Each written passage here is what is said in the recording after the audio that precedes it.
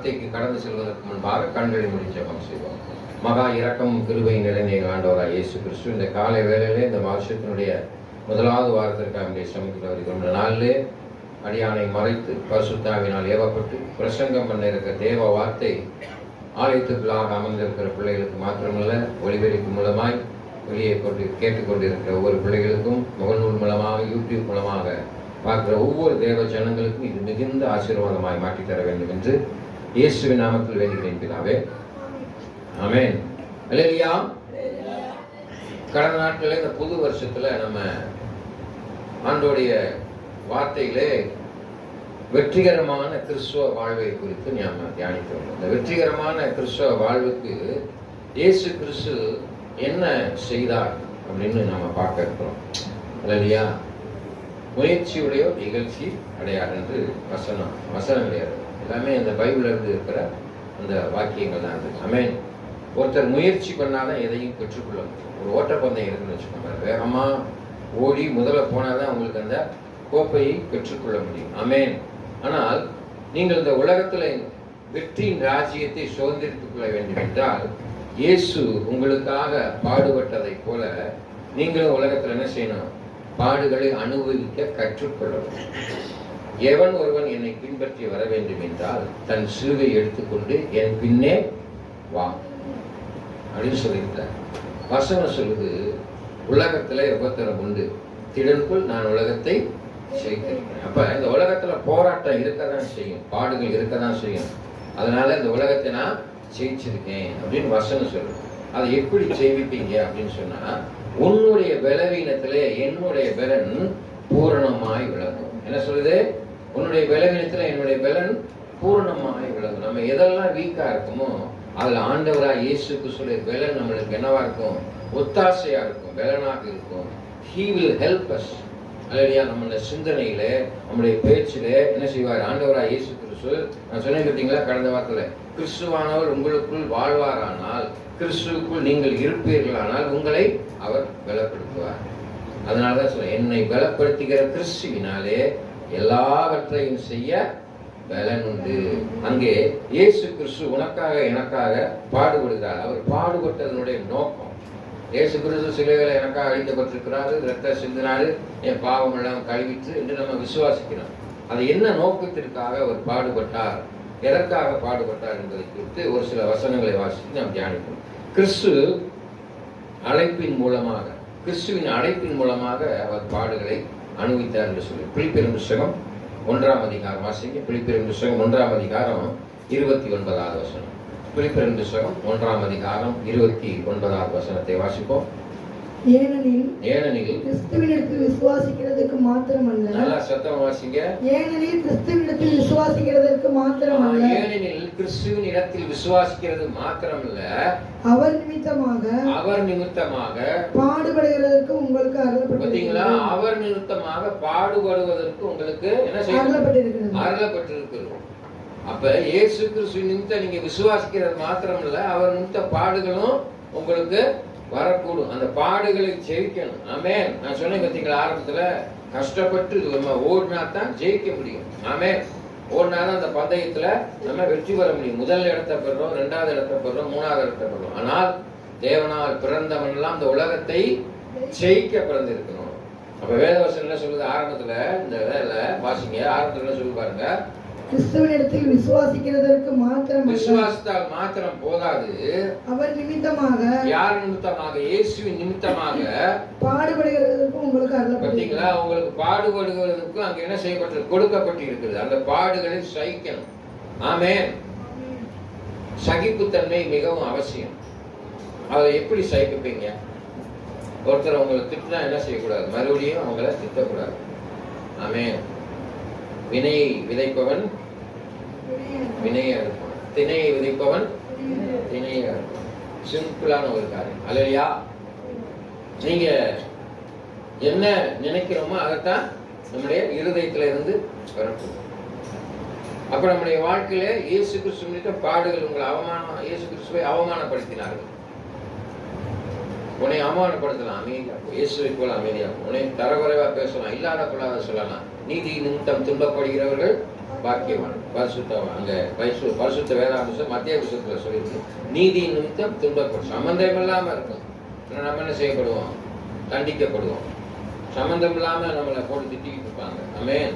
அதுதான் வேதாந்தம். நீதி நிமித்தம் துன்பப்படுகிறவன் பாக்கியவான். அதான் இங்கே சொல்லியிருக்கு. 1 பேரின் புத்தகம் 2ஆம் அதிகாரம் 21ஆம் வசனம். வாசிங்க வேணும்.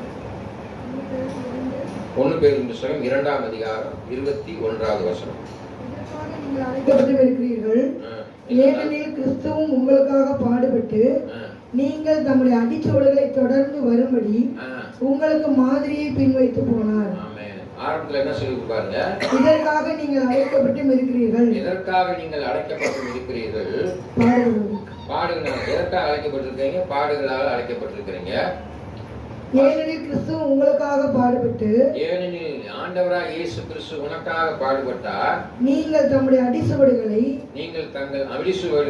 தொடர்ந்து வரும்படி உங்களுக்கு மாதிரியை பின்வைத்து போனார். மாதிரியை பின்வைத்து போனார். என்ன மாதிரி வச்சிருக்கிறார்? என்ன வசனம் சொல்லி இருக்குது? என்ன மாதிரி வைத்திருக்கிறார்? யோவான் 16 சொல்லுகிறார், நானே வழியும் சத்தியமும் ஜீவனுமா இருக்கிறேன், என்னை அல்லாமல் ஒருவனும் பிதாவினிடத்தில். அப்ப அவர் வழியாக இருக்கிறார். இயேசு கிறிஸ்துடைய வழி எப்படி இருக்கும்? இருட்டா இருக்குமா? வெளிச்சத்தின் பாதைகளை நடத்துவார், உண்மையின் பாதைகளை நடத்துவார், நீதியின் பாதைகளை நடத்துவார். இயேசுவை நீங்க ஏற்றுக்கொண்டு இருக்கிறீங்க. நீங்க எப்படி இருப்பீங்க? உண்மையா இருப்பீங்க. யாருக்கு உண்மையா இருப்பீங்க? கர்த்தருக்கு உண்மையா இருப்பீங்க. இந்த உலகத்தில் இருக்கிற மனிதருக்கு உண்மையா இருப்பீங்க. அல்லேலூயா. பிசாசனுடைய பிள்ளைகள் எப்படி இருப்பாங்க? அப்படியே ஆன்டிக்கா திரும்பி இருப்பாங்க. எல்லாமே எதிர்பாதமா இருக்கும். ஆமென். நல்லது செய்ய மாட்டாங்க, கொள்ளாந்து பேசிக்கொண்டே இருப்பாங்க. தேவனுடைய பிள்ளைகள் ஒரு நாளும் பொய் சொல்வது நீதிமொழியின் புத்தகத்துல இருக்குன்னு நினைக்கிறேன். இல்ல, வெளிப்படுத்த சுவிசேஷம் இருக்கு. பொய் சொல்கிறவர்கள் அருவருப்பானவர்கள். வெளிப்படுத்த சுவிசேஷகம் 22ஆம் அதிகாரம் நினைக்கிறேன். எடுங்க, 22 லாஸ்ட் சாப்டர் 8ஆம் வசனத்துல இருந்து வாசிப்பாங்க. 8வது வசனம் நினைக்கிறேன். இல்லையா?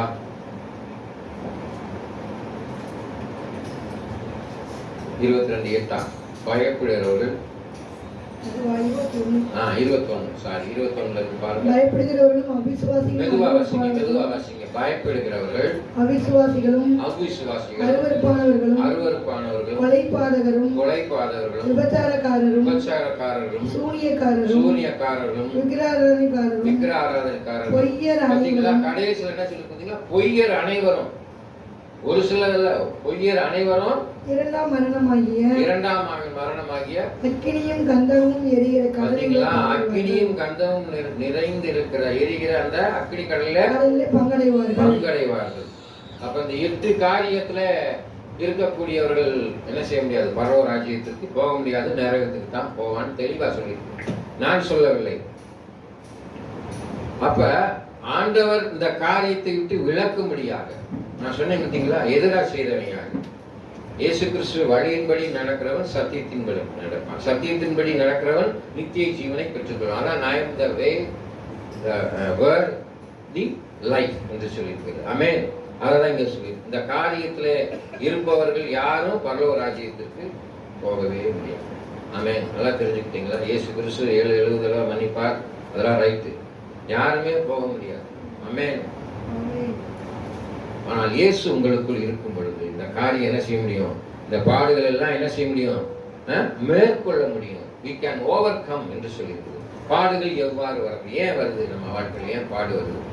இயேசு கிறிஸ்து நிமித்தம் நீங்க பாடுகளை அனுபவிக்க வேண்டியது அது என்னவா இருக்கு? சித்தமா இருக்குது. அங்க பாருங்க, சொந்த தவறுகளாலும் பாவத்தினாலும் நம்ம என்ன செய்யறோம்? பாடுகள். இயேசு கிறிஸ்து ஒரு நாள் உங்களுக்கு பாடுகளை கொடுக்க விரும்ப மாட்டார். நம்ம செய்யற தவறுனாலதான் நம்மளுக்கு என்ன செய்யுது? பாடு வந்துடுது. ஆமென். இயேசு கிறிஸ்து ஒரு நாள் தண்டிக்கிற தெய்வம் இல்லை. இயேசு கிறிஸ்து மன்னிக்கிற தெய்வம்.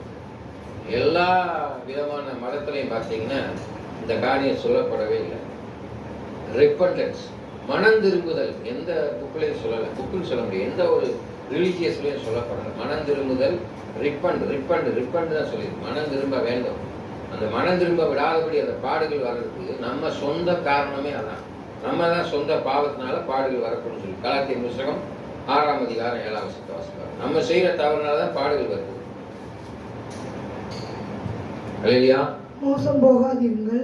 மோசம் போகாதிருங்கள். தேவன் தம்மை பரியாசம் பண்ண விட்டார். தேவன் தன்னை பரியாசம் பண்ண விட்டார். மனுஷன் எதை விதைக்கிறானோ அதை மனுஷன் எதை விதைக்கிறானோ அதை அறுப்பான். ஆமென். அதனால ஆரம்பத்தில் சொன்னேன், வினையை விதைப்பவன் வினையை அறுப்பான், திணை விதைப்பவன் திணை அறுப்பான்.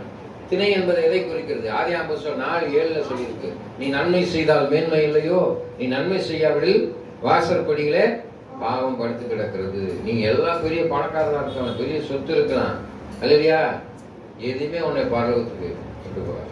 நீ எத்தனை பேருக்கு உதவி செஞ்சிருக்கிற, எத்தனை பேருக்கு நீ நன்மை செய்திருக்கிற. இயேசு கிறிஸ்து நன்மை செய்தவராய் காணப்பட்டார். ஆமென். அதுதான் இங்க சொல்லி. மறுபடியும் அந்த வசனத்தை வாசிங்க. மோசம் போகாதிருங்கள். மோசம் போகக்கூடாது. அந்த உலகத்துல நம்ம ஒரு நாள் மோசம் போகவே கூடாது. அந்த வசனம் என்ன தெரியுமா சொல்லுது? பாம்பை போல் வினாவுள்ளவர்களாயும் புறாவை போல் கபடற்றவர்களாயும். இன்னொரு வசனம் இருக்கு, யோவான் 10:10 சொல்லு, திருடன் திருடவும் கொல்லவுமே வருகிறான், நானும் ஒரு ஜீவன் உண்டாயிருக்கும், அந்த ஜீவன் பரிபூர்ணப்படம். வந்து நம்ம அசந்து தூங்குற நேரம் தான் வீட்டுல வந்து திருடனை சுற்றி போயிடறான். எத்தனை மணி அசந்து தூங்குற நேரம்? அல்லையா, அந்த 2 to 4 அசந்து தூங்குவீங்க. அதனாலதான் ஆண்டவர் சொல்ல, அதிகாலையில் என்னை தேடுகிறவர்கள் கண்டடைவார்கள். பார்த்துருக்கீங்களா? திருடை நம்ம அசந்து தூங்குற நேரம் தான் அடிச்சிடும். மத்தியான நேரத்துல சில பேர் அசந்து தூங்குறேன், அல்லையா, இப்ப பகிரங்கமா வந்து அடிச்சு குடுங்கிட்டு போயிடுறாங்க, அல்லையா. ஆமென். அங்க வேதம் சொல்லுது, சோதனைகள் மூலமா நம்மளுக்கு பாடுகள் வரும். யோபுக்கு சோதனை வந்துச்சு, ஆஸ்தியை இழந்தார், பிள்ளைகள் இழந்தார். ஆனா அவர் ஒரு நாளும் என்ன செய்யவில்லை, தேவனை விட்டு விலகவே இல்லை. அவன் வாழ்க்கையில வந்து சோதனை வரும், ஆண்டவர் உன்னை சோதித்து பார்ப்பார். ஆமென். வசனம் சொல்லு, 1 கொரிந்தியர் புத்தகம் 10:11. சோதனையை சகித்துக் கொள்பவர்கள் பாக்கியவான்கள். அதான் சொன்னேன்ல, நீதி நிமித்தம் துன்பப்படுகிறவர்கள் பாக்கியவான்கள். 10:13. மனுஷருக்கு நேரிடுகிற சோதனை அல்லாமல், மனுஷனுக்கு நேரிடுகிற சோதனை அல்லாமல் வேற சோதனை உங்களுக்கு நேரிடுகிறீங்களா? உங்களால மனுஷருக்கு வர சோதனை தான் உங்களுக்கு வரும். ஆமென். தேவன் உண்மையோட இருக்கிறார். மறுபடியும் வாசிங்க, கண்டினியூட்டியா வாசிங்க. வேற சோதனை உங்களுக்கு நேரிடவில்லை. வேற சோதனை உங்களுக்கு நேரிடவில்லை. தேவன் உண்மையுள்ளவராய் இருக்கிறார். தேவன் உண்மை உள்ளவராய். உங்கள் திராணிக்கு மேலாக நீங்கள் சோதிக்கப்படுவதற்கு அவர் இடம் கொடாமல் சோதனை தாங்கத்தக்கதாக சோதனையோடு கூட அதற்கு தப்பிக்கொள்ளும்படியான போக்கையும் அதை தப்பித்துக்குள்ளான போக்கையும் வச்சிருக்கிறார். உங்களுக்கு சோதனையை கொடுக்கிறாரு, அந்த சோதனையை நீங்க தாங்கிக் கொள்ளும்படியான சோதனையா தராரு, அல்லையா. நீங்க தாங்கிக் கொள்ளாதபடி சோதிக்கிறதே இல்லை, அல்லையா. ஆமென். 38 வருஷமா ஒரு முடவை அங்கேயே உட்காந்துக்கிட்டே இருந்தான். ஆண்டவர் பார்த்துக்கிட்டே இருந்தார். வந்து என்ன சொன்னார்? படுக்கை எடுத்துக்கொண்டு நடனார், அல்லையா. அவன் விசுவாசத்தோட படுக்கை எடுத்துக்கொண்டு நடனான். 38 வருஷமா அவர் சொல்றார். ஆனால் ஆண்டவர் இப்ப சொல்றாரு, உங்க காலகட்டத்தில் நீங்க தாங்கிக் கொள்ளத்தக்க சோதனை எல்லாம் கொடுப்பார். நம்மளால தாங்கிக் கொள்ள முடியல அப்படின்னு தரமாட்டார், அல்லையா. அங்கே அவர் சொல்றாரு, யோபுவை சோதிக்க அனுமதி கேட்கு பிசாசு. அப்ப ஆண்டவர் சொல்றாரு, நீங்க என்னன்னாலும் சோதிச்சு பாரு. ஏன்னா யோபுவை போல ஒரு உத்தமன் இந்த உலகத்தில் பிறந்ததும் இல்லை, இனி பிறக்க போவதும் இல்லை என்று வேதவசனம் சொல்லுது. ஆனால் அவன் ஜீவனை மட்டும் எடுப்பதற்கு உனக்கு அதிகாரம் கிடையாது அப்படின்னு சொல்லிடுறாரு. அதனால அவன் எல்லாத்தையும் இழந்தாலும் அவன் தாங்கிக் கொள்ளக்கூடிய சக்தி உடையவனாக. அதனாலதான் ஆண்டவர் தெரியுது, இதெல்லாம் தாங்கிக் கொள்ள முடியும் அவனால் என்று சொல்லி. அவன் மனைவி கூட சொல்றான், என்ன சொல்ற? தேவனை தூஷித்து ஜீவனை விடும் சொல்றார். அப்பையும் கூட அவர் ஒண்ணுமே சொல்லல, அல்லேலூயா. உங்கள் சோதனையை தாங்கிக் கொள்ளவும் அந்த சோதனையிலிருந்து தப்பித்துக்கொள்ளான போக்கை வைத்திருக்கிறார். அந்த போக்கை நீங்க தெரிஞ்சுக்கணும். அந்த வழி அதான் இயேசுனுடைய வழி. உனக்கு சோதனை வருதா? ஆண்டவராகிய இயேசு கிறிஸ்து இந்த சோதனையிலிருந்து தப்பித்துக்கொள்ளான போக்கை எனக்கு காமிங்க, கேளுங்க. நிச்சயமாக அந்த சோதனையிலிருந்து நிச்சயமா நம்ம என்ன செய்ய முடியும்? வெளியே வர முடியும். மறுபடியும் அந்த வசனம் வருது, தேவனால் பிறந்தவன் ஒரு நாளும் தோத்து போவதில்லை, தேவனால் பிறந்தவெல்லாம் ஜெயிக்க பிறந்திருக்கணும், அல்லையா. இங்கே வேத வசனம் சொல்லுவாங்க, தேவ பராமரிப்பு. உனக்கு சோதனை பாடுகள் எப்படி ஒரு தேவ பராமரிப்புல வருது. ஆமென். 1 பேதுரு புத்தகம் 1ஆம் அதிகாரம் 19 இருந்து 21 வரைக்கும் வாசிங்க. தேவ பராமரிப்பு. அல்லேலூயா. குற்றமில்லாத மாசற்ற ஆட்டுக்குட்டியாகிய கிறிஸ்துவின் விலையேறப்பெற்ற இரத்தத்தினாலே கிறிஸ்துவினுடைய விலையேறப்பெற்ற இரத்தத்தினாலே மீட்கப்பட்டிருக்கிறீங்க. அறிந்திருக்கிறீர்களே. அவர் உலக தோற்றத்துக்கு முன்னே, அந்த உலகம் உருவாவதற்கு முன்னே குறிக்கப்பட்டவராய் இருந்து, அப்பவே குறிக்கப்பட்டிருக்கிறாரு இந்த உலகத்துக்கு வருவார் என்று சொல்லி. அது மாதிரிதான் நீங்க நானும் குறிக்கப்பட்டிருக்கோம். நான் அடிக்கடி பிரசங்கத்துல சொல்லுவேன் பாத்தீங்களா, ஒளிபிடத்திலே நீ உருவாவதற்கு முன்பாக உன் அவைகள் அனைத்தையும் நான் கண்டிருக்கிறேன். உன் கருவை என் கண்கள் கண்டது. உன் அவையும் ஒன்றாயிரம் உருவாவதற்கு முன்பே அவை அனைத்தையும் என் புஸ்தகத்திலே எழுதி வைத்திருக்கிறேன். அதனாலதான் இயேசு கிறிஸ்து உலகம் உருவாவதற்கு முன்பே அவர் என்ன செய்யப்பட்டிருக்கிறார், இருக்கிறார் என்று சொல்லியிருக்கிறார். ஆமென். வாசிங்க. குறிக்கப்பட்டவராய் இருந்து தமது மூலமாய் தேவன் மேல் விசுவாசமாய் இருக்கிற உங்களுக்காக. பாத்தீங்களா, யார் மூலமா? இயேசு மூலமா தான் தேவன் கிட்ட விசுவாசிக்கணும். ஏன்னா வேதவசனம் சொல்லுது, என்னை கண்டவன் என்னில் இல்லாம பிதாடத்துல போக முடியாது. ஆமென். உங்களுக்காக இந்த கடைசி காலங்களில் வெளிப்பட்டார்.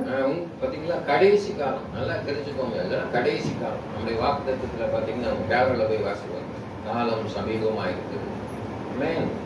மனம் திரும்புங்கள், பரலோகராஜ்யம் சமீபமா இருக்கு. வாசிங்க. உங்கள் விசுவாசமும் நம்பிக்கையும் தேவன் மேல இருக்கும்படி. உங்கள் விசுவாசமும் நம்பிக்கை யார் மேல இருக்கணும்? தேவன் மேல இருக்கணும். அவரை மரித்தோரிலிருந்து எழுப்பி அவருக்கு மகிமையை கொடுத்தார்.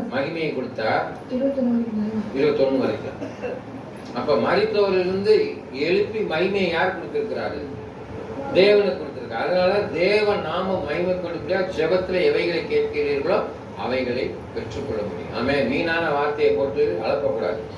தேவ நாம மகிமைக்கூடாது. அதுதான் வேதவசனம் சொல்லுது, நீ வேண்டுக் கொள்வதற்கும் முன்பாக உன் நினைவுகளையும் உன் எல்லாவற்றையும் நான் அறிந்திருக்கிறேன். வேண்டுவதற்கும் வேண்டிக் கொள்வதற்குமாக உன் நினைவுகளையும் உன் சிந்தனைகளையும் நான் அறிந்து ஆராய்ந்து இருக்கிறேன்னு சொல்றார். ஆமென். எங்க இருந்து? தூரத்துல இருந்து, ரொம்ப மேல இருந்து. நல்லா தெரிஞ்சுக்கொள்ளுங்க. நீங்க தப்பு செய்றீங்கன்னு நினைச்சுக்கிட்டு ஆண்டவர் யாரும் பார்க்கல, அம்மா பார்க்கல, அப்பா பார்க்கல, போதவர் பார்க்கல, டீச்சர் பார்க்கல நினைச்சுக்கிட்டு பரத்திலிருந்து என் கண்கள் நோக்கிய வண்ணமா இருக்கு. Each and every second God is watching you. உங்களை பார்த்துக்கிட்டே இருக்காரு. ஆமென். அவர் மாத்திரம் பார்க்கல, பிசாசும் பார்த்துக்கிட்டே இருக்கும். பாத்தீங்களா, உங்க பிள்ளை பரிசுத்தவான்னு சொல்றீங்க, உங்க போதகர் நீதிமான்னு சொல்றீங்க, தப்பு செய்யறாரு, டக்குன்னு பிசாசு என்ன செய்யும்? சொல்லுது டக்குன்னு. ரொம்ப கவனமாக இருக்கணும். ஆமென். அதனால எங்களுக்கு ஒரு வசனம் சொல்லுது, ஆக்கணிக்குள் தீர்க்காதபடி நீங்கள் போதகராக இராதீர்கள். அநேகர் போதகராக.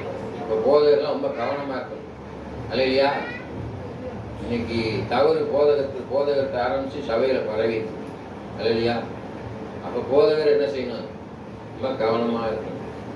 2 தீமோத்தேயு 15:2 பிரகாரம் போதகர் மிகவும் கவனமா இருக்கணும். ஆமா, வேதவசனத்தை சொல்லியிருப்பாங்க.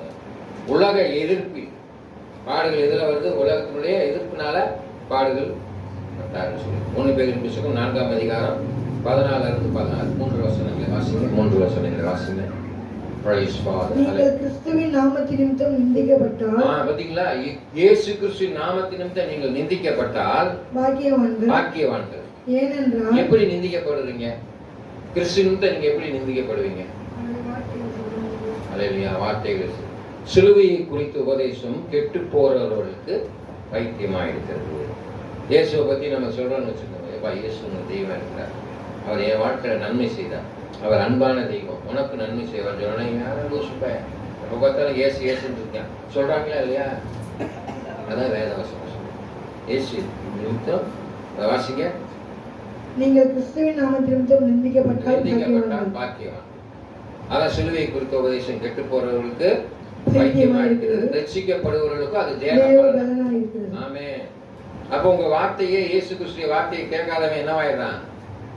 பைத்தியமாயிடும். நீங்களும் ரட்சிக்கப்படுறதுக்குரிய காரியத்துல தேவ பலன் உங்களுக்குள்ள இருக்கு. ஆமென். அந்த பாடுகளை நீங்க என்ன செஞ்சிருந்தீங்க? ஓவர் கம் பண்ணிடுறீங்க. அடுத்து வாசிங்க. ஏனென்றால் தேவனுடைய ஆவியாகிய மகிமையுள்ள ஆவியானவர், ஏனென்றால் தேவனுள்ள மகிமையுள்ள ஆவி உங்கள் மேல் தங்கி இருக்கார். பாத்தீங்களா, உங்கள் மேல தங்கி இருக்கான். தேவனுடைய மகிமையின் ஆவி உங்களுக்குள்ள தங்கி இருக்கும் பொழுது என்ன செய்ய முடியாது? ஒண்ணுமே. அவர்களாலே தூஷிக்கப்படுகிறார், உங்களாலே மகிமைப்படுகிறார். பார்த்தீங்களா? அவரால் தூஷிக்கப்படுறார், உங்களால யாரால மகிமைப்படுறாரு? இயேசுவால மகிமைப்படுறாரு. ஏங்க, நான் ஒரு பெரிய போதகர் அப்படி இப்படின்னு சொல்லிட்டு தாப்பில் ஒருத்தன் என் கூட பேசுறான், சண்டை ஓடுறான்னு உடனே நான் என்ன செய்யக்கூடாது? டக்குன்னு அங்கி எடுத்து வரைஞ்சி கட்டிட்டு அவனோட சண்டை ஓட்ட நல்லா இருக்குமா? நல்லா இருக்குமா? தேவன் நாம என்ன செஞ்சு போடும்? தூஷிக்கப்பட்டோம். போதகன்றாங்க, பேராயன்றாங்க, இயேசு அன்பானவர்ன்றாங்க, ஆளுகளை போட்டு அடிக்கிறதுக்கு வங்கியை வரைச்சு கடிச்சிட்டு வராரு. அப்படின்னு என்ன ஆயிரும்? தேவ நாமம் தூஷிக்கப்பட்டோம். யார் மூலமா? என் மூலமா. இப்ப தேவ நாம மகிமைப்பட வேண்டும்னா என்ன செய்யணும்? அமைதியா. அதனாலதான் இயேசு கிறிஸ்து சொன்னார், ஒரு கர்ணத்தில் அறைந்தால் மறுகணத்தை காமி. அவன் கூட 1 மைல் தூரம் நடக்க சொன்னா 2 மைல் தூரம் அவன் கூட நட. அல்லேலூயா. அதனாலதான் நம்முடைய வாழ்க்கையில இயேசு கிறிஸ்து அவர் அறைந்த போது அமைதியா இருந்தார், கொட்டிய போது அமைதியா இருந்தார், காரி துப்பிய போது. அப்படிலாம் எங்களால இருக்க முடியுமா பாஸ்டர்? ஒரு அரை விட்ட செவிட்டு சேர்த்து 10 அடி அடிச்சு முடியும். கிறிஸ்தவன் தான் செய்யலாம். ஆமே. கருப்பு சிரிக்கிறாங்க, அடி கொடுத்துருப்பாப்புல போல. அல்லேலூயா. அன்பான தேவ பிள்ளைகளை அப்படி செய்யக்கூடாது. அல்லேலூயா. ஒரு அடி அடிப்பான், இன்னொரு அடி அடிப்பான், இன்னொரு அடி அடிப்பான். அதுக்கப்புறம் அவனுக்கு என்ன வந்துடும்? இத்தனை அடி அடிக்கிறான், ஒரு அடி கூட திருப்பி அடிக்க மாட்டேங்கிறான்னு சொல்லி அவனுக்குள்ளாக ஒரு இரக்கம் இருக்கும். பாருங்களேன். அல்லேலூயா. இன்னொன்று இருக்காங்க, காட்டு மாடி தினமா என்ன செய்ய அடிச்சு கொண்டுறாங்க. இரத்த சாட்சியா நல்லா தெரிஞ்சுக்கோங்க. இவ்வளவு வசனங்களை வாசித்து அதை நடைமுறைப்படுத்தி இவ்வளவு ஹார்ட் ஒர்க் பண்ணி தேவராஜ்யத்துக்கு போறதுக்கு எங்களுக்கெல்லாம் ரொம்ப சந்தோஷம். எந்த நேரம் நம்மளை அடிச்சு கொண்டா கூட டக்குன்னு பரலோகத்துக்கு போயிடலாம்னு நினைப்பேன் நான். இல்லையா? இரத்த சாட்சியா போறது ரொம்ப ஒரு பெரிய ஸ்லாக்கியங்க. யாருக்கும் கிடைக்காத ஒரு ஸ்லாக்கியம். நம்மளை அடிச்சு கொண்டுட்டாங்கன்னு வச்சுக்கோங்க, டக்குன்னு என்ன செஞ்சிடலாம்? பரலோகத்துக்கு போயிடலாம், ஈஸியா போயிடலாம். இரத்த சாட்சியா மறிக்கிறேன் வேகம் இயேசுவை பத்தி சொல்லிக்கிட்டு இருக்கீங்கன்னு வச்சுக்கோங்க, அதுக்காக நீங்க போய் ஆக்சிடென்ட் ஆகி செத்து போயிட்டேன் மேல போக மாட்டேன். அதே ரத்த சாட்சியா இயேசுவை சொல்ற, இயேசுவை சொல்லக்கூடாது அப்படின்னு சொல்லி உன்னை வெட்டுனான்னு வச்சுக்கோ, வெட்டு கொண்டு வெட்டான டக்குன்னு நீ நேரா ரெவனுக்கு போயிடும். ஆமே. இல்லையா? நானும் எதிர்பார்த்துட்டு இருக்கேன், யாரும் வரமாட்டேங்க. பயம், எங்க போன இந்த போதர் அடிச்சு விடுவார் போல அப்படின்னு நினைக்கிறேன். அல்லேலூயா. ஆமே. அந்த ஆம்ஸ்ட்ராங்லாம் மறித்து போய்விட்டார். அல்லேலூயா. இயேசுவை போல நம்ம நடந்துக்கிறோம். இப்போ தெரிந்தா 2 பாடுகள். இன்னொன்று நல்லா உங்களுக்கு சின்னதா எக்ஸாம்பிள் சொல்றேன் பாருங்க. அங்கே யோவான் புஸ்தகம் 5:14, யோவான் புஸ்தகம் 5:14 வாசிங்களேன். பாவத்தினுடைய பின் விளைவுனால நம்மளுக்கு பாடுகள் வந்தது. எதனுடைய பாவத்தினுடைய பின் விளைவுனால பாடுகள் வந்தது. ஆமே. அதற்கு பின்பு இயேசு அவனை தேவாலயத்திலே கண்டு, இதோ நீ சொஸ்தமானாய், அதிக கேடானது ஒன்றும் உனக்கு வராதபடி இனி பாவம் செய்யாதே. அதிக கேடு ஒன்றும் உனக்கு வராதபடி நீ பாவம் செய்யாதே அப்படின்னு. நம்மால் இன்னையோடு நான் குடியை விட்டுறேன் அப்படின்னு சொன்னா விடவே மாட்டேன்னு அர்த்தம். கொஞ்சம் கொஞ்சமா நான் குடியை விடுறேன்னா அவனை நம்பலாம். இல்லையா? அப்ப குடியை கெடுக்கும்னு அதுல போட்டே இருக்குது. எதை கெடுக்கும்? மொத்த குடும்பத்தையும் கெடுத்துக்கிறோம், ஆலயமாகிய சரீரத்தையும் கெடுத்துருது. குடிப்பதனால ஆலயமாகிய சரீரத்தை என்ன செய்யற? அவமானப்படுத்துற, அசுஷ்டிப்படுத்துற. இயேசு கிறிஸ்து இந்த கட்டடத்துக்குள்ள இருக்காரா? சொல்லுங்க. இல்ல. இயேசு கிறிஸ்து நம்மளுக்குள்ள இருக்கிறார், இங்க இருக்கிற எல்லாருக்குள்ள இருக்கிறார். ஆமே. அதனாலதான் ஒரு காரியம் சொல்லுவாங்க, பார்த்துருக்கீங்களா? தூணிலும் இருப்பார், துரும்பிலும் இருப்பார், எங்கும் வியாபித்து இருக்கிறார். அது இங்கிலீஷ்ல மேக்னம், பீஸ் மேக்னம், எங்கும் காற்றை போல. எனக்குள்ள இருக்க இயேசு கிறிஸ்து உங்களுக்குள்ள இருக்கிறார். அது எப்படி இருக்க முடியும்? அதான் தெய்வம். ஆமே. பீஸ் மேக்னம், எங்கும் வியாபித்து இருக்கிறார். அப்ப நம்மளுக்குள்ள இருக்கிற இயேசு கிறிஸ்துவை நீ தீட்டுப்படுத்துவதனால என்ன செய்யற? உனக்கு பாவம் வருது. எப்படி பாவம் வருது? பாடு வருது. அல்லேலூயா. அபச்சாரம் செய்வதனால என்ன செய்யறது? HIV வருது, பீடி வருது, கஞ்சா இந்த இதெல்லாம் போறதுனால த்ரோட் கேன்சர் வருது. அல்லேலூயா. ஆமென். குடிப்பதனால லங்ஸ் அரிச்சு போயிடுது, லிவர் ஸ்பிளின், இதெல்லாம் நம்மளே நம்ம சரீரத்தை என்ன செஞ்சுக்கிறோம்? அழிச்சுக்கிறதுனால தான் நம்மளுக்கு பாடு வருது. ஆண்டவர் ஒரு நாள் பாடை அனுமதிக்கிறவர்கள் முதல் ஆரம்பத்தில் வசதிங்களா? அதனால பாடுகளினுடைய பின்னடைவு நம்மளே என்ன செஞ்சுக்கிறோம்? அப்படி செய்யக்கூடாது. அதனாலதான் நம்ம என்ன செய்யணும்? நீதிமான் இன்னும் தன்னை நீதிமான் என்று சொல்லும் அளவுக்கு நம்மளை பரிசுத்தப்படுத்திக் கொள்ளணும். ஒவ்வொரு நாளும் நம்மளை பரிசுத்தப்படுத்தணும். கிளென்ஸ் பண்ணணும். அல்லையா? எப்படி கிளென்ஸ் பண்ணுவீங்கன்னா, இயேசு கிறிஸ்து உங்களுக்கு இருக்கும் பொழுது வேத வசனத்தை வாசிக்கணும், ஜெபம் பண்ணணும். One who says a Christian, he has practiced the Christianity. நான் கிறிஸ்தவன் என்று சொன்னால் நாம் கிறிஸ்தவத்தை நம்முடைய வாழ்க்கையில நடைமுறைப்படுத்த. ஆமென்.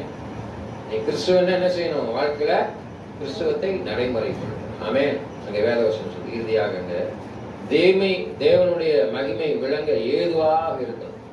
சொல்லி யோவான் புத்தகம் 9:2-3 யோவான் புத்தகம்.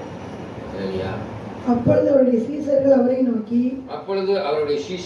நோக்கி ரபி, இவன் குருடனாய் பிறந்தது யார் செய்த பாவம்? பாத்தீங்களா? அவன் குருடனாய் பிறந்தது யார் செய்த பாவம்? இவன் செய்த பாவமோ இவனை பெற்றவர்கள் செய்த பாவமோ என்று கேட்டார்கள். இயேசு பிரதியுத்தரமாக, நல்லா கவனிங்க, இயேசு அதுக்கு சொல்றாரு, அது இவன் செய்த பாவமும் அல்ல, இவன் செய்த பாவம் இல்ல, இவனை பெற்றவர்கள் செய்த பாவமும் இல்ல, தேவனுடைய கிரியைகள் இவனிடத்தில் வெளிப்படும்படிக்கு இப்படி பிறந்தான். பாத்தீங்களா? தேவனுடைய கிரியைகள் வெளிப்படும்படியாக இவன் இப்படி பிறந்தான். ஆண்டவராய் இயேசு கிறிஸ்து ஒரு தெய்வம் வருவாரு. அங்கே பிறவி குருடனாய் இருக்கிறவன் கண்கள் திறக்கப்படும் என்பதற்காகவே அவன் பிறந்திருக்கிறான். இவன் பெற்றோர் செய்த பாவம் அல்ல, அவன் செய்த பாவம். நம்முடைய வாழ்க்கையிலும் தேவ சித்தம் நிறைவேறும்படியாக ஒரு சில காரியங்கள் என்ன செய்யப்பட்டிருக்கும்? அனுமதிக்கப்பட்டிருக்கும். அந்த காரியங்கள் என்ன போக மாட்டேங்குதுன்னு நீங்க நினைக்கலாம். நம்மளுக்குள்ள இருக்கிற பொல்லாத காரியம் என்னதான் நான் முயற்சி பண்ணாலும் எனக்கு கோபம் வந்துடுது ஆண்டவரே. ஒரு நாள் உங்களுடைய கோபத்தை அவர் என்ன செய்வாரு? எடுத்து போடுவார். ஆமென். அல்லேலூயா. கிறிஸ்துவுக்குள் பிரியமான உங்களுக்குள்ளாக இருக்கிற ஒரு மறைமுகமா பாவம் செய்யக்கூடாதுன்னு நினைப்பீங்க. ஆனா அது தொடர்ச்சியா செய்யும்படியாக நம்முடைய மாமிசம் தூண்டிக்கொண்டே இருக்கும். அதுக்கு ஒரு முடிவு வேணும். நீங்க ஆண்டவருக்கு ஒப்பு கொடுக்கும்போது அதை ஒரு நாள் தேவநாமம் மையப்படும்படியாக அவர் வெளியே எடுப்பார். அதனால வேதவசனம் சொல்லுது, உங்கள் அவயங்களை அசுத்தத்துக்கு கொடுக்காமல் உங்கள் அவயங்களை பரிசுத்தத்திற்கு. அப்படி ஒப்பு கொடுத்துட்டே இருக்கும் போது நம்முடைய வீக்னஸ் என்ன ஆயிடும்? ஸ்ட்ரென்தன் ஆகும். ஆமென். அல்லேலூயா. அந்த பலன் யாருவா இருப்பாரு? இயேசுவாக இருப்பார். ஆமென். இப்ப விளங்கிடுச்சுடா? பாடுகள் எதனால வருது? நீங்க எவ்வளவு நேரம் சொன்னேன், ஒருத்தர் கூட சொல்ல மாட்டேங்கிறீங்க. பாடுகள் எதனால வருது? பாடுகளை ஒரு நாள் ஆண்டவர் அனுமதிப்பே கிடையாது. நீங்க தான் பாடுகளை ஏற்றுக்கொள்கிறீங்க. அல்லேலூயா. நான் சொன்னேன் பார்த்தீங்களா? வாங்கி உட்காருங்க. குடிப்பழக்கத்தினால அதனால அப்போ நம்மளுக்கு சுயமாவே நம்ம பாடுகளை வந்துருது. ஆண்டவர் ஒரு நாள் பாடை கொடுக்கக்கூடியவராக இல்லை. சாத்தானுடைய தாக்குதனால பாடுகள் வரும். Praise father. அது ரொம்ப பயங்கரமான ஒரு காரியம். அதான் வந்துச்சு. யாருக்கு வந்துச்சு? யோபுக்கு வந்துச்சு. யோபுக்கு சாத்தானுடைய தாக்குதல் எல்லாத்தையும் பிடிங்கிட்டு இருக்கான். அல்லேலூயா. ஆனா அவர் இந்த சூழ்நிலையில் அவர் என்ன செய்யலை? இயேசுவை அப்படி கூட நம்மளுக்கு வரும். கூட இருக்கவே நம்மளுக்கு புரிந்து கொண்டிருக்காங்க. பக்கத்தில் நல்லவனை போல நடிச்சுக்கிட்டே இருந்து என்ன செஞ்சிருக்கான்? எனக்குலாம் நிறைய நோண்டிருக்காங்க. அல்லேலூயா. ஆபீஸராக இருக்கும்போதும் சரி, பள்ளிக்கூடத்திலும் சரி, எப்போ பார்த்தாலும் அதே தான் நடக்கும். இவன் ஜெயிக்கவே கூடாதெல்லாம் ஜோம் பண்றவங்களாம் இருந்திருக்காங்க. என் கூட இருப்பான், கிறிஸ்தவனா இருப்பான், ஸ்போர்ட்ஸ்ல போயிட்டு இருப்பேன். இவன் வின் பண்ணவே கூடாதுன்னு நினைக்கிற நல்ல சகோதரர்கள் என் கூட இருந்தாங்க. ஆனால் க்ளோஸ் ஃப்ரெண்ட்ஸ். நம்மள்கிட்ட வாங்கி சாப்பிடுவாங்க, எல்லாம் செய்வாங்க. ஆனால் நம்மளுக்கு ஜெயிக்கக்கூடாது. ஆமென். ஆனால் நான் முழங்கால் போட்டேன்னு ஜெயிச்சிருவேன். அது ஒரு சாட்சி. எல்லாரும் சொல்லுவாங்க, ஆம்ஸ்டாங் முழங்கால் போட்டால் ஃபர்ஸ்ட் வந்துடுவான். ஆண்டவர் தேவன் என்னோடு இருந்து என்னை உயர்த்தினார். ஆமென். என்ன கேட்டாலும் கொடுப்பார். நான் என்ன கேட்கிறேன்னு அதை கொடுத்தார். நீங்களும் பெற்றுக்கொள்ள முடியும். ஆமென். எதை கேட்டாலும் தருவார். அங்க பாருங்களேன், சாத்தானின் தாக்குதலால் வருது பாருங்க. என்ன வருது? அப்போஸ்தலர் புத்தகம் 10:38. அப்போஸ்தலர் புத்தகம் 10:38 வாசிங்க. நசரேயனாகிய இயேசுவை தேவன் பரிசுத்த ஆவியினாலும் வல்லமையினாலும் அபிஷேகம் பண்ணினார். யார? நசரேயனாகிய இயேசுவை பரிசுத்த ஆவியினாலும் வல்லமையினாலும் அபிஷேகம் பண்ணினார். தேவன் அவருடனே கூட இருந்தபடியினாலே அவர் நன்மை செய்கிறவராயும் பிசாசின் வல்லமையில் அகப்பட்ட யாவரையும் குணமாக்குகிறவராயும் சுற்றித் திரிந்தார். பிசாசினுடைய வல்லமை கொண்டவர்கள் எல்லாவரையும் குணமாக்கக்கூடியவராக சுற்றித் திரிந்தார். ஆனா இயேசு கடைசியில ஒரே வார்த்தையில முடிச்சிட்டார். என்னை காட்டிலும் அதிகமான அற்புதங்களையும் அதிசயங்களையும் நீங்க செய்வீங்க என்றார். யாரு? நம்ம எல்லாரும் செய்வோம். அல்லேலூயா. எத்தனை பேர் விசுவாசிக்கிறீங்க? நீங்க செய்யலாங்க அற்புதம். அங்கி போட்ட போதகர் மாத்திரம் தான் செய்வார்னு எனக்கு நினைக்காதீங்க. இங்க உட்கார்ந்து இருக்கிற ஈச் அண்ட் எவ்ரிபடி நீங்க செய்ய முடியும். இயேசுவின் நாமத்தால் பிசாசு போனா போயிடும். விசுவாசிங்க. அதைத்தான் ஆண்டவர் சொல்றாரு. தேவ மகிமை உங்களுக்குள்ள இருக்குமானால், இருக்குமானால் சொல்லக்கூடாது. என்னுடைய சபை விசுவாசிகள் அனைவருக்கும் தேவ மகிமை உள்ளது. நான் விசுவாசிக்கிறேன். They will do wonders. அற்புதங்களையும் அதிசயங்களையும் அவர்கள் செய்வார்கள் என்று நான் நம்புகிறேன். இயேசு கிறிஸ்துவ கூட 12 பேர் இருந்தால 12 பேரும் அற்புத அதிசயம் செய்ய ஆரம்பிச்சாங்கல்ல. அப்ப நீங்க செய்யணும்ல. அல்லேலூயா, செய்வீங்க. ஆமென். அல்லேலூயா. அப்ப தேவ மகிமை விளங்கும்படியாக உங்களுக்குள்ள தேவனாம் மகிமைப்படும்படியாக ஆவியானவர் இருந்து நடத்துவார். அதனாலதான் அவர் மேல ஏறும்போது சொன்னார், நான் உங்களுக்கு ஒரு தேற்றவாளனை விட்டு செல்கிறேன். அந்த தேற்றவாளன் என்னவா இருக்கிறாரு? அறிவாக, எண்ணமாக, செயலாக இருந்து உங்களை செயல்படுத்தணும். அப்ப நீங்க என்ன செய்யணும்? பரிசுத்த ஆவியானவருக்கு உங்களை ஒப்பு கொடுக்கணும். இன்னைக்கு ஒரு இடங்கள்ல பரிசுத்த ஆவி இல்லைன்னு. ஆமே. திரியேக தெய்வம் பிதா, குமாரன், பரிசுத்த ஆவி, ட்ரையாங்கிள், ட்ரினிட்டி. பரிசுத்த ஆவி இல்லாம ஒண்ணுமே செய்யவே முடியாது. ஆமென். இயேசு சும்மா சொல்லிட்டு போல, பொய் சொல்லல. இந்த வேத புத்தகத்தை நான் உங்களுக்கு தேற்றவாளனை விட்டு போகிறேன். ஆமென். அதனால அன்பான தேவ பிள்ளைகளே, பரிசுத்தாவின் வரத்தை பெற்றுக் கொள்ளுங்க. வேத வசனத்தை வாசிங்க. பாடுகள் ஏன் வருது என்பதை குறித்து நம்ம தியானித்து வந்தோம். உலகத்தில் உபத்திரம் உண்டு, இதற்குள் நான் உலகத்தை ஜெயித்திருக்கிறேன். இந்த வசனத்தை நல்லா உங்க மைண்ட்ல மனப்பாடம் பண்ணிக்கோங்க. If you are a Christian, you have to memorize the verses. ஒரு சில வசனங்களை உங்கள் வாழ்க்கையை நீங்கள் என்ன செய்யணும்? ஞாபகப்படுத்தி கொண்டே இருக்கணும். உங்களுக்கு போராட்டம் வருது, ஆண்டவரே உலகத்தில் உபத்திரம் உண்டு, திரும்ப நான் உலகத்தை ஜெயித்திருக்கேன்னு சொல்லியிருக்கிறீங்க. எனக்கு இந்த விதமான போராட்டம் வருது, இதை ஜெயிக்கும்படியான பலத்தை தாருங்க. அதுக்கு ஒரு வசனம். என்ன வசனம் இருக்குது? என்னை பலப்படுத்திக்கிற கிறிஸ்துவினாலே எல்லாவற்றையும் செய்ய எனக்கு பலன் உண்டு. ஆமென். சொல்லிக்கிட்டே வாங்க. நான் அதான் செய்வேன். ஆமென். அல்லேலூயா. கண்கள் முடி ஜெபம் செய்வோமா? மகா இரக்கமும் கிருபையும் நிறைந்த எங்கள் ஆண்டவராகிய இயேசு கிறிஸ்து, இந்த காலை வேளையில் நம்முடைய திருவசனத்தை நாங்கள் கேட்டறிந்தோம். இந்த நாளிலே பிரசங்கம் என்ற தேவ வார்த்தை இங்கே அமர்ந்திருக்கிற பிள்ளைகளுக்கு உருவக்குத்தாய் குத்தி அது கிறிஸ்துவுக்குள் அவர்கள் வளரும்படியாக, ஒரு மனமாற்றத்தை அடையும்படியாக, அவர்கள் வளர்ச்சி அடையும்படியாக நீங்க கிருபை செய்யுங்க. கிறிஸ்துவுக்குள் வளரும்படியாக நீங்க உதவி செய்யுங்க. தவிர ஆண்டவராகிய இயேசு கிறிஸ்து நாளே இந்த வருஷத்தினுடைய முதலாவது வாரத்திற்காக எழுதுகிறோம். இந்த வருஷத்தின் முழுவதுமாய் உங்களுக்கு நன்மையினாலும் கிருபையினாலும் ஐஸ்வர்யத்தினாலும் இயேசு கிறிஸ்துடைய மெய்யான சமாதானத்தினாலும் எங்களை ஆசீர்வதிக்க வேண்டும் என்று பிதா, குமாரன், பரிசுத்தாவின் திருநாமத்தினாலே வேண்டிக் கொள்கிறேன். தகப்பனே, ஆமென். என் ஆத்துமாவே கர்த்தரை ஸ்தோத்திரி, என் முழுமைய பரிசுத்த நாமத்தை ஸ்தோத்திரி. என் ஆத்துமாவே கர்த்தரை ஸ்தோத்திரி, கர்த்தர் செய்த சகல வார்த்தைகளாலே. ஆமென். அல்லேலூயா. அப்படியே அமர்ந்து கொள்ளுங்க. ஒரு சின்ன காரியத்தை நம்ம ரெவரண்ட் பால் ஜேசுதாஸ் ஐயா அவர்கள் வந்து இதை கொஞ்சம் விளக்கி சொல்லுவாங்க. அதுக்காக ஒரு மனதோடு நம்ம செவிக்க போறோம். ஐயா மேல சின்ன